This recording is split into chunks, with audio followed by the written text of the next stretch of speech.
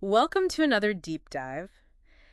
This one might seem a bit, well, historical. Oh, We're going back to 1964. okay. Yeah, using a book by Morris Janowitz. I know Janowitz. Yeah, The Military and the Political Development of New Nations. Ah, classic. It is, but here's the thing. Yeah. It's scary how much it still applies today. I'm intrigued. What's the angle we're taking? Imagine you're advising a brand new country, like just got independence.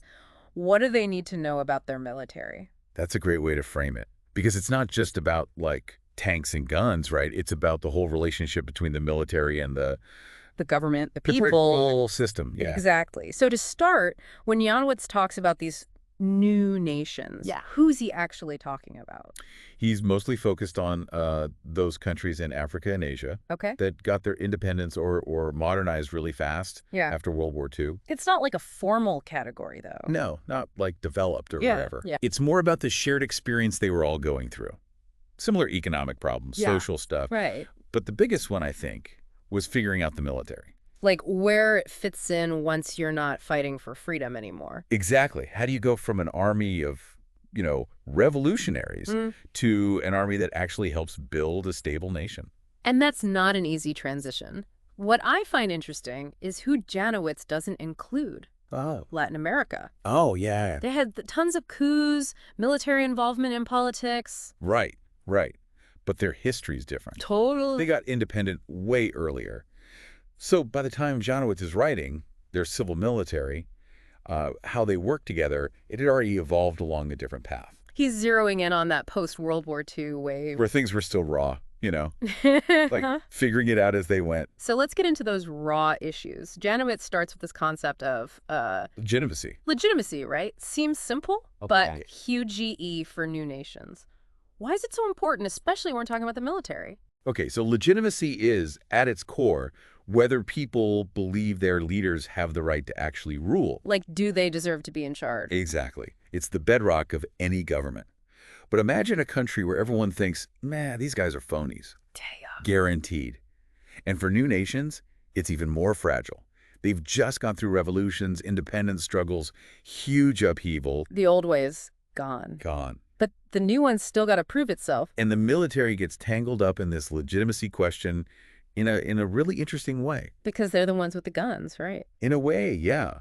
On one hand, the military being organized, using force, they can be a powerful symbol, right? Like authority. So a new government might use them to show strength, especially if things are shaky. Exactly. Project that control. Yeah. But here's the paradox Janowitz is getting at. Okay. This book is about how the military can help these new nations modernize with, and this is key, as little force as possible. That seems kind of backwards. You'd think strong army equals they just impose order? Done. Right. But Janowitz is saying no. So why? Why emphasize this less forceful approach? Because real lasting stability, it comes from people being persuaded, not just forced. If you want a nation to develop, grow, people got to buy into the system, not be scared into it. So you're saying the military can be part of that, Hmm. but under the right conditions. Exactly. And those conditions, that's all about what kind of civil-military relationship you've got going on. Okay, so we need to define that. What does a quote-unquote healthy relationship look like? Janowitz starts by, well, he looks at how the industrialized nations did it, Okay, just to give us a comparison point. makes sense. He finds three basic models that were common in the West. So first, you've got the democratic model, probably most familiar to us. Like the U.S., Europe? Yeah, military's there for defense, foreign policy, they stay out of domestic stuff. Clear separation, civilian leaders, military leaders. Elected officials make the calls, military carries it out. Classic. But that's not the only way to do things. So I figured. What else is there? There's the aristocratic model. Aristocratic. Yeah, think old school Europe, knights, nobles, all that. Okay. Military and aristocracy were like totally intertwined. Shared ideology, shared interest. Control wasn't about rules so much. It was about like social bonds. Interesting. So less about laws, more about who you know, who you're related to. Exactly. And then there's the third model, which, well, the 20th century showed us how real this one can get.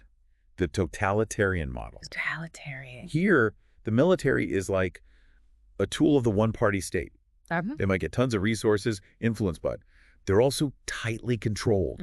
Secret police, party members in the ranks, constant surveillance. So the party uses them, Uses them. but also is scared of them. Big time. They know a powerful military could turn on them, so they keep it on a very short leash. Yeah. But here's the catch. With all three of these models, none of them quite fit what was happening in these new nations. Because their situation was so different. Totally. Their militaries were often way more prominent, playing a bigger role in everything, even daily life. So Janowitz had to come up with something new. He did. He went beyond those existing models and created a framework specifically for these newly independent or rapidly modernizing countries. He gets into 5 distinct types, which is what we're going to get into next. I am ready. From least to most military power. You got it. And remember, thinking back to that advisor role, each type comes with its own like opportunities and dangers. All right, hit me with type 1. Authoritarian personal control. Pretty much what it sounds like. The military's job is to keep one leader in power. Like a strongman kind of thing. Exactly. Often a charismatic dude rose to power during the independence fight, revolution, something like that. Got any example? Early Ethiopia, Haile Selassie. Or South Vietnam, Nunga Dinh Diem. Okay, so you've got this powerful figure. Yeah. And the army's there to make sure nobody messes with him. Basically, this type often pops up when a country's facing threats, instability. The leader leans on the military for security, then uses that power to make his own position stronger. So if I'm advising a new nation and I see this happening, what should I be worried about? The big question is, does this reliance on the military actually hurt the country in the long run? How so? Can you build a real democracy, a strong economy, all that good stuff, when one person is calling all the shots, backed up by guns? That's the dilemma. That's a good point to ponder. All right, we got authoritarian personal control. What's next? Type 2, authoritarian mass party control. Kind of similar, but instead of one big leader, it's the party that's in charge. Ah, okay. Less about one person's charisma, more about the ideology, the organization. Exactly. Think communist states or those single-party regimes that were common in Africa back then. So the military's role is different here. Yeah, they're often smaller, not as well equipped, and you see a counterbalance, like a strong police force, paramilitaries, all loyal to the party. Sounds like they want to keep the army in check. Oh yeah, they see him as a potential threat, limit their resources, keep him on a tight leash. Now for type 3, Hit me. this is the one everyone hopes for. Democratic, competitive. Where the military stays out of politics. Even during elections. Yeah. They respect the civilian government, focus on defense. That's the ideal. It is, but rare. Especially back then. Janowitz highlights India in the 60s, though. Really? Yeah, despite all their problems, they made it work. Democracy, military, mostly stayed in its lane. Shows it can be done. Encouraging. All right, what about type 4? This one's trickier. Civil-military coalition. Coalition. The military is a major player, but alongside other groups. Political parties, unions, you name it. So they're at the table, Big time. but not running the whole show yet. That's the question. Is it stable? Can they stay a partner, or do they inevitably take over? Type 5 brings us to that takeover scenario. I'm guessing that's full-on military rule. Yep. Military oligarchy. Straightforward. The military IS. The government. Might have some civilian window dressing. But the top brass calls the shots. 100%. Janowitz's main example for this one is Egypt in the early 60s under Nasser. Ah, right. His free officers movement. Took over a decade earlier. Military was firmly in charge. So if we're advising a new nation and we see this pattern, Yeah. what are the red flags? Well, even within military oligarchy, there's variation. Some are super obvious about it. Others try to look more civilian. The key is to look past the labels, understand how they got there, how they rule. Nuance, nuance, nuance, always. So we've got these 5 types, from propping up one leader to full-on military rule. But as advisors, does this just mean we slap a label on a country and call it a day? Nope. Janowitz gives us this cool tool, but then he takes it further. He actually puts 51 new nations as of 1963 into these categories, like a snapshot of the world. So we can see the trends. What's common, what's surprising, what our new nation needs to watch out for. Exactly. You might think with all the talk about democracy that democratic competitive type would be everywhere. Yeah. Not even close. The most common were the authoritarian ones, which is scary. Shows how fragile things are early on. Good point. But there's more to it than just labeling, right? Can't just say, oh, it's authoritarian personal control and move on. You got it. Janowitz says these categories are just the start. We got to consider the specifics, the history, the politics, even the culture of each place. He lays out 3 big factors that are super insightful. Lay 'em on me. What's the first one? Seems obvious, but people forget it. Historical background. Lumping all new nations together is silly. Their pasts are totally different. Right. So how does he break it down? 3 main areas, each with a different relationship to, like, military power. Okay. Area number 1? South and Southeast Asia. This is where colonialism hit the hardest, totally reshaped everything. But here's the thing. Yeah. Even with centuries of kingdoms and empires, military rule wasn't, like, super ingrained in their culture. Which is weird because they had a lot of coups and stuff later on. Right. Makes you think maybe strong rulers in the past doesn't automatically mean the military will always dominate. Colonialism kind of messed with that. It created a void that new armies had to fill. So their history isn't destiny. What about area 2? Middle East and North Africa, totally different story. Long tradition of the military being in politics. Ottomans, caliphates, all that. Military leaders were often tied to religion, too, had a big say in how things were run. So that legacy kind of carried over, even after independence. Big time. And colonialism, while impactful, didn't reshape them as much as Southeast Asia. Those old ways of thinking about power, they stuck around. So if you're advising a nation there, Yeah. got to be aware of that history of the military being involved. Okay, what's area 3? Sub-Saharan Africa. Unique case because by the time they got independent, they had almost no indigenous military tradition left. Centuries of slave trade, then brutal colonialism wiped it all out. So starting from scratch, but not in a good way. Right. They had to build armies from nothing, often copying foreign models, which came with its own problems. Dependence on other countries, stuff like that. Exactly. So 3 very different historical contexts. South and Southeast Asia, colonialism disrupted things. Middle East, military involvement was already there. Sub-Saharan Africa, they had to invent it all. No easy answers there, but I bet there's more. Oh yeah, this is just layer 1. Janowitz's second big factor is about the origin of the military itself. How that army came to be matters a lot. So even within a region, it's different. 5 types he lays out, and this is where it gets super nuanced, crucial for our advisor role. First up, non-colonial armies Non-colonial. grew organically without being forced on them by a colonial power. Think Thailand, never colonized, or Ethiopia fought off the Italians. So they have that connection to the past. Strong sense of tradition, national pride. But can they adapt to the modern world? That's the challenge, right? They might resist change, struggle to modernize. Okay, what's origin type 2? Ex-colonial armies. These are the ones inherited directly from, well, the colonizers. Yeah. British model, French model, it all makes a difference. So trained by the British act differently than trained by the French. Oh, huge difference. British were all about professionalism, separate military from civilian stuff. French, more hands-on, military keeps order, projects power. Wow. So the colonial past still shapes things even after they're gone. Like a ghost, lingering. All right, origin type 3. National liberation armies, born out of the fight for freedom. Guerrilla groups, resistance movements, they become the army. I can see how those guys would get political. Oh yeah, they see themselves as protectors, guardians of the revolution. Super suspicious of the old elites, anyone who seems like a sellout. Makes sense. They fought for this. They're not going to let it slip away. Okay, what's type 4? Post-liberation armies. Created after independence is already won. Different challenge. They get professionalized fast, build up their strength, prove they're legit. From scratch, basically. Ghana's a good example. Form their army after they were already free from Britain. Tough job, right? Limited resources, maybe needing help from other countries. Which creates its own dependencies. It's tricky. Need an army, but don't want to be reliant on someone else. Exactly. And finally, type 5. Hit me. Reflects how messy the post-colonial world is. Post-colonial with significant ex-colonial elements. A bit of a mouthful. Basically, a mix. New core, but lots of holdovers from the colonial days. Officers who served the old regime, equipment, even ways of thinking. Pension City. Oh, yeah. Old guard versus new blood. Janowitz uses South Vietnam as an example. Yeah. Post-liberation army. Yeah. But tons of officers had served in the French army before. Talk about divided loyalties. Okay, to sum up our origins. Non-colonial, ex-colonial, national liberation, post-liberation, and this hybrid one, each with its own, baggage. And each influencing how they act on the political stage. As advisors, Got to know the origin story. Yeah. It's not just where a country IIS, it's where they've come from. Adds a whole layer of complexity. Okay, so we got history, we got origins. What's the third big thing Janowitz says to consider? This one might seem off at first, but it's huge.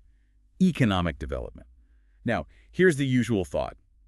Richer country equals more likely to be democratic. Military stays out of things. Makes sense. Strong economy, less need for the army to get involved. But Janowitz throws a curveball.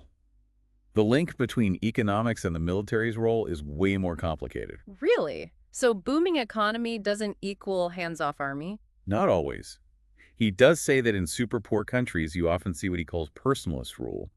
One leader relies on the military to survive. Like we talked about, authoritarian personal control.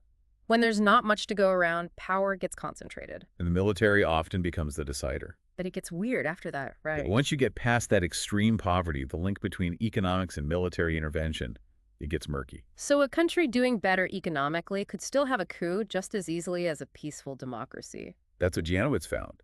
Development doesn't guarantee anything. In some cases, it might even make military intervention more likely. Now that doesn't make sense. You'd think prosperity equals less need for a takeover. Seems that way, but here's why it might happen. As an economy grows, the military often wants more. Better equipment, more pay, more say in how things are run. So their appetite grows along with the economy. You got it. And if the civilian leaders are seen as corrupt or failing to deliver, that creates tension. The military thinks, we deserve more, we can do better. Right. Plus, economic growth often brings social change. Urbanization, new elites, all of which can destabilize things. Military might step in to restore order, and some people might even cheer them on. It's not just money, it's what comes with the money. The social and political changes. And that's why Janowitz says you can't give economic advice without considering the politics. Boosting a country's GDP doesn't mean the military will just sit back and watch. It's all intertwined. Okay, so to recap our big three factors: historical background, origin of the military, and this complex economic development thing. No simple answers there. Nope. They're more like tools to help us understand how complicated this all is. Avoid making dumb assumptions. But there's more to it than just the context, right? We got to look inside the military itself, what's going on in their heads. Exactly. Janowitz doesn't just look at the big picture. He goes deep into the military as an organization, and it gets really interesting. Okay, I'm ready for another deep dive. What does he focus on? Everything. Their structure, their skills, where they recruit from, education, even their ideology. He wants to know what makes them tick. Let's start with structure then. What do these armies look like in practice? Well, keep in mind, it's 1964. No fancy drones or cyber warfare yet. Most of them are built on the World War II infantry model. Boots on the ground, basic combat skills, clear chain of command. Old school, but effective. And their experience level varies a lot. Some, like in Burma, had seen tons of combat. Others, barely any. I can see how that would make a difference. Battle-hardened versus parade ground soldiers. And here's another thing. They really wanted to be seen as different from the police. Soldiers, not cops. Why is that? Just pride, or something deeper? Janowitz says it's partly pride, but it has consequences. By not doing the messy stuff, repressing civilians, they keep this image of themselves as a clean force. But that also makes them more likely to intervene in a big way when they DO-act, right? You got it. They haven't been tarnished by the dirty work, so they can step in, looking like the good guys, acting for the nation. Makes them harder to resist. That's a smart point. It's like they're saving up their legitimacy for a rainy day. Okay, what about their skills, though? Does military training actually prepare you to run a country? Good question. Janowitz says it's a mixed bag. Some skills transfer, like logistics, planning, handling crises. But there are also big limits. Like what? Well, military training is all about hierarchy, following orders, making quick decisions, great for a battlefield, not so much for a politician who needs to build consensus, compromise, all that messy stuff. So, are military leaders doomed to fail in government, then? Not necessarily. Janowitz actually points to a certain kind of officer who's more likely to have the right stuff. He calls them adaptive career officers. Adaptive career. What makes them different? They've had experiences that force them to think outside the box, adapt to new situations, foreign postings, where they had to deal with different cultures. Maybe they worked with new technologies, learned to adapt quickly. More flexible, more politically aware. Exactly. They've seen more, had to deal with more, so they understand the world better. And Janowitz says these are the guys who might actually do well in a civilian role. Like cabinet ministers, diplomat, even leading the country. So it's not impossible, but it takes a specific kind of military background. Okay, what about where they come from? Their social class, does that matter? Big time. And it's different from, like, old Europe. Most of these new nations, there's no feudal aristocracy, no hereditary knights calling the shots. So where do these officers come from? Mostly middle-class backgrounds, often rural roots, sons of teachers, small landowners, that kind of thing. A new generation, often the first to get higher education. So they're ambitious, driven to succeed. How does that shape their worldview? Well, on one hand, it makes them modernizers. They want progress. They want their countries to be successful. They're not stuck in the past. But on the other hand, it also makes them distrustful of elites, intellectuals, politicians who they see as out of touch. Ah, so that explains some of the tension between the military and civilian leaders. They come from different worlds, different values. Exactly. And that distrust can be a big driver for intervention. They don't just want power. They want to fix things. Okay, so social background matters. What about their education? Another key point. And again, different from Europe. Most of these officers, they don't come from purely military schools. They have a civilian education as their base. University degrees, engineering, law, even literature. So wider range of ideas, exposed to different ways of thinking. Right. Makes them more well-rounded, but also means they've been thinking about politics from a young age. They're not just learning how to fight. They're learning about how the world works. And that shapes how they see the military's role. Now, when it comes to their actual ideology, Yeah, like their core beliefs about the military and society. Janowitz says there's no one military ideology, but there are some common threads. Like what? Strong nationalism, for one. They're defenders of the nation. That's their core identity. Also a big emphasis on hard work, discipline, efficiency, a sense of duty, almost like a puritanical work ethic, but not in the religious sense. I can see how that clashes with how some governments work, especially if they're corrupt or inefficient. Big time. And that leads to another key part of their ideology. Distrust of politicians. We've talked about it, but it's really important. They see politicians as corrupt, self-serving, more interested in lining their pockets than serving the country. We've talked about why they might think that, but is it just cynicism or something more? Janowitz says it often comes from a genuine desire to see their country succeed. They're patriotic. They want things to work. They get frustrated when leaders fail to live up to their ideals. So they think they can do better? Sometimes, yeah. And that's where it gets dangerous. That belief, mixed with their distrust of politicians and their sense of duty, it can make intervention very tempting. A recipe for a coup right there. Belief in their own competence, skepticism of the civilians, and that sense of mission.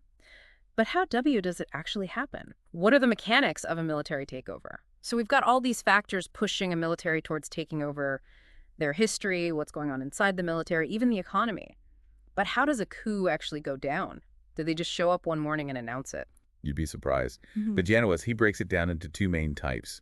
Calls them designed and reactive, and they're pretty different. Design militarism sounds like a planned thing, right? Officers plotting in secret, like a spy movie. Exactly. Think of it like a well-organized coup. They have a plan, a core group of leaders, and lots of support within the military. Like Nasser's free officers in Egypt. They spent years building up to it before they finally made their move in '52, got rid of the king. So it takes brains, not just brawn. What about reactive militarism? Is that more spur of the moment? It is, and it's way more common in these new countries. It's not so much a plan, more like reacting to a crisis. Yeah. The military sees the country falling apart, chaos, maybe the economy's tanking, violence in the streets. They think, we're the only ones who can fix this, and boom, they take over. So they frame it as duty saving the nation. Exactly. A patriotic act, even if they might actually believe it. Pakistan's a good example. They had a bunch of coups that were more reactive than planned, usually triggered by some mess like political deadlock, corruption scandals, or the economy going haywire. Makes you think if the civilian government had done a better job, maybe the military wouldn't have felt they had to step in. That's a big point Janowitz makes. It's not just about the military being willing to take over. It's about what makes it easy for them to do it. And here's a weird one. He found that coups almost never happen against one-party states. Wait, really? That's surprising. Those regimes seem like they'd be prime targets. It does, right. But think about it.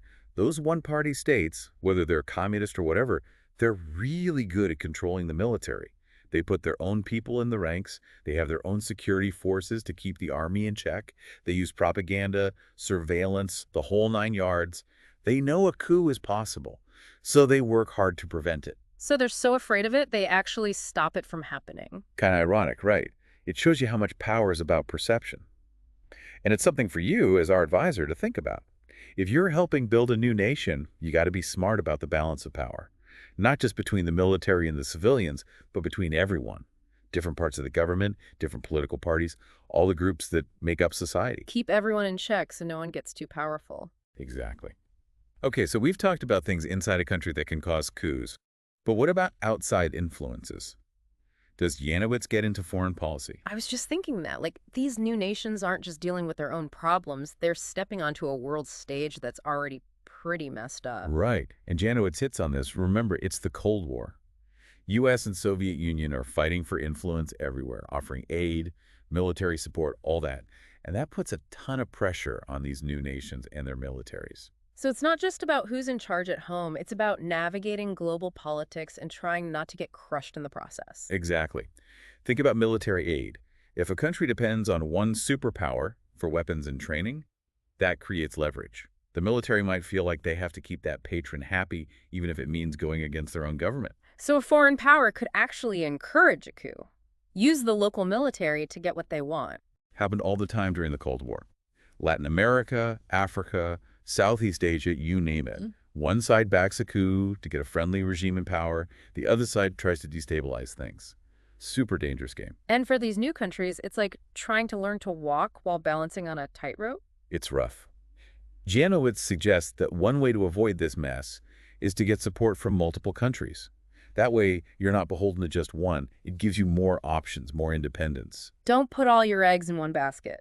Smart. And it's still relevant today, even though the Cold War is over. You've got China, India, the EU, all competing for influence. It's a multipolar world now. More complicated in a way. For sure. But the idea is the same. Don't rely on just one power. Build relationships, diversify your support, and keep your options open. Okay, so we've covered a lot. Different types of coups, things that make them likely, foreign policy, the whole global context. But the big question is, can it be prevented? Can these new nations be stable and successful without the military constantly messing with politics? That's what everyone wants to know. Can we avoid this whole cycle of coup and instability?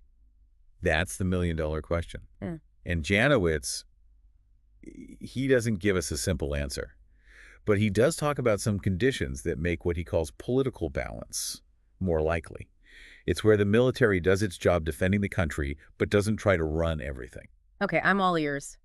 What does a healthy relationship between the military and the government look like? The first thing, and it's the most important, is civilian control of the military. But it's not just about having a civilian leader in charge. It's about making sure the military itself respects civilian authority. They understand their place in a democracy. They follow the decisions of elected officials, even when they disagree. So clear rules, professional standards, checks and balances, all that good stuff. Right. And that's hard to do, especially when the military was so important in winning independence, or when they think they're the only ones who can protect the country. They might think they're above politics, that they know best. Like, who watches the watchmen? You got to make sure even the guys with guns are accountable to the people.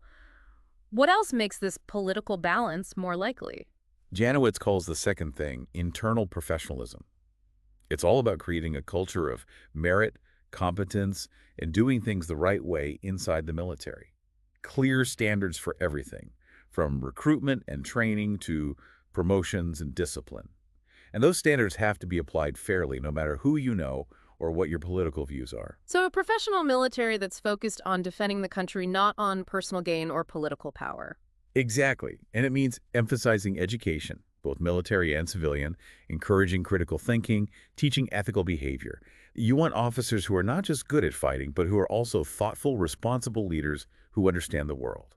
It's like you're describing a new breed of military leader, someone who can operate in both the military and civilian worlds. Right. Someone who can work with civilian leaders, who respects the law, and who knows that their loyalty is to the Constitution and the people, not to some political party or ideology. That's a great goal.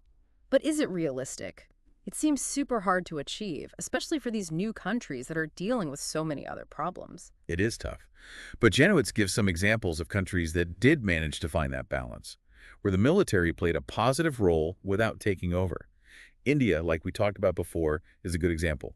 They had huge challenges, but they made democracy work, and the military mostly stayed in its lane. That gives me some hope, but it sounds like it takes a lot of things going right. Good leadership, commitment to democracy, and a bit of luck, maybe. You got it. There's no one-size-fits-all solution. Every country is different. But Janowitz gives us a way to think about these problems, to analyze what's going on, and to try to find solutions that will work. It's like a roadmap, not a set of instructions. Exactly. It helps us understand how the military and the government should interact, and it shows us the dangers of letting things get out of balance. Okay, so imagine I'm that advisor again, sitting with the leaders of this new nation. They want to build a successful country, a democracy that works. What do I tell them? What's the most important advice you'd give them, based on all we've learned from Janowitz? Well, first, I'd tell them to really understand their own history.